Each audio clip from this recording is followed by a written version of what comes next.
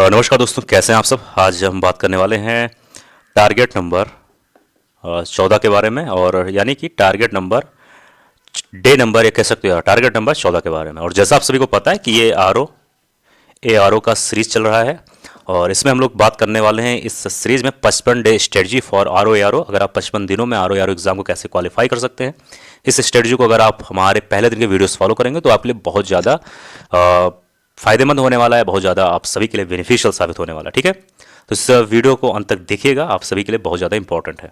बात करेंगे target number 14 के बारे में। आज आपको क्या पढ़ना है? सबसे पहली चीज़, अगर हम बात करें इंडियन पॉलिटी के बारे में, तो आज आपको पढ़ना है इंडियन पॉलिटी। अब इंडियन पॉलिटी में आपको क्या पढ़ना है, ये इंपॉर्टेंट हो जाता है। इंडियन पॉलिटी में सबसे पहला जो आपका टारगेट है वो है पंचायत राज। एक मिनट रुकिए, इसको सही से लिख दिया जाए, पंचायत राज। ठीक है, ये बहुत इंपॉर्टेंट, बहुत ही ज़्यादा इंपॉर्टेंट चैप्टर है। फिर हो जाएगा म्युनिसिपल।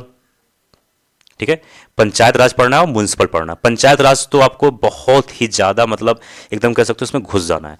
अब क्या करना है, इसके लिए कौन सा सोर्स हो सकता है? देखो, इसके लिए देखो सोर्स तो बहुत सारे हैं।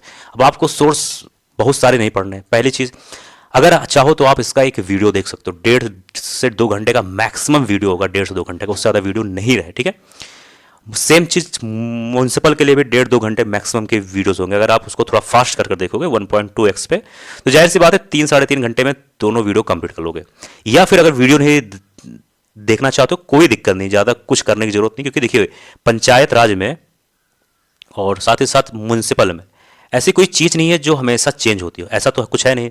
और ये इंपॉर्टेंट भी है। अगर बात करें स्टेट एग्जाम के लिए, खासतौर पे यूपीपीएससी के लिए, तो बहुत ही ज़्यादा इंपॉर्टेंट है यूपीपीएससी और आर ओ एग्जाम के लिए। ठीक, अब इसके लिए क्या करना है? इसके लिए आपको कुछ नहीं करना है। घटना चक्र वाला जो मैं बार बार बोलता हूँ, घटना चक्र का एक बुक आता है, मैं डाल दूंगा स्क्रीन पर।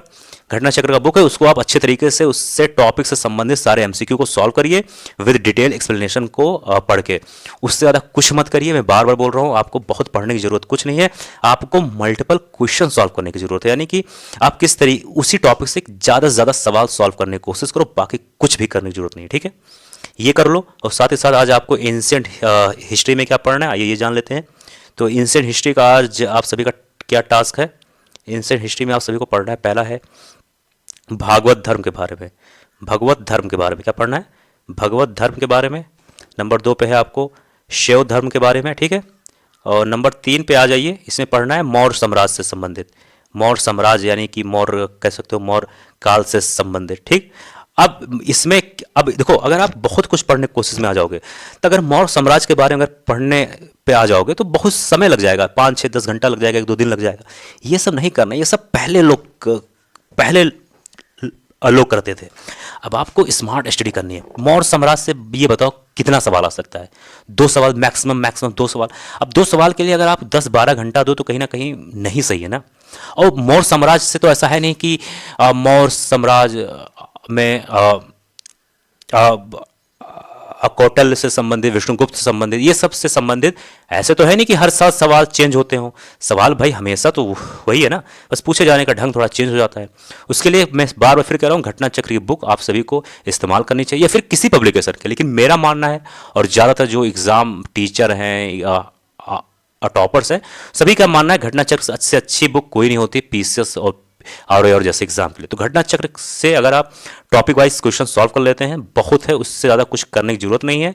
उसका विस्तार पूर्वक उसका एक्सप्लेनेशन पढ़ लो।